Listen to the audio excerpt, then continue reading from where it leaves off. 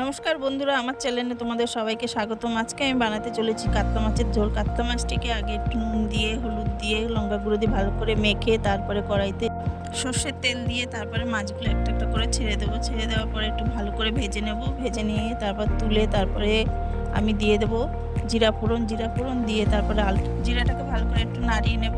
এবার আলুটা আমি দেখো ছেড়ে দিয়েছি। ছেড়ে দেওয়ার পরে এবার ভালো করে আমি ভেজে নেব। আলুটাকে ভেজে নেওয়ার পরে তারপরে এখানে যে মশলাগুলো আছে সেই মশলাগুলি আমি এখন দিয়ে দেবো। এখানে জিরের গুঁড়ো, ধনের গুঁড়ো, তারপরে হলুদ, লঙ্কার গুঁড়ো, তারপরে নুন দিয়ে ভালো করে কষিয়ে নেব। টমেটো, কাঁচা লঙ্কা ফেলে দিয়েছি। এবার ভালো করে কষিয়ে নেওয়ার পর জল দিয়ে দিলাম। জল দেওয়ার পরে ভালো করে আমি মশলাটাকে জলের সাথে মিশিয়ে নেব। মিশিয়ে নেওয়ার পরে জলটি না ফুটা অবধি আমি মাছ দেবো না। জলটি যখন ফুটে উঠলে তারপরে আমি একটি মাছ ছেড়ে দেব। দেখো জল ফুটে গেছে, আমি একটি মাছ ছেড়ে দিয়েছি। এবার ভালো করে নেড়ে দেব।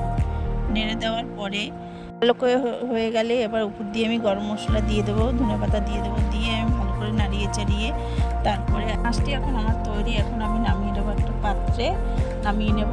আমার ভিডিওটি যদি তোমাদের ভালো লাগে আমাকে সাবস্ক্রাইব, লাইক, কমেন্ট, শেয়ার করে দিও। দেখা হবে পরের ভিডিওতে। টাটা।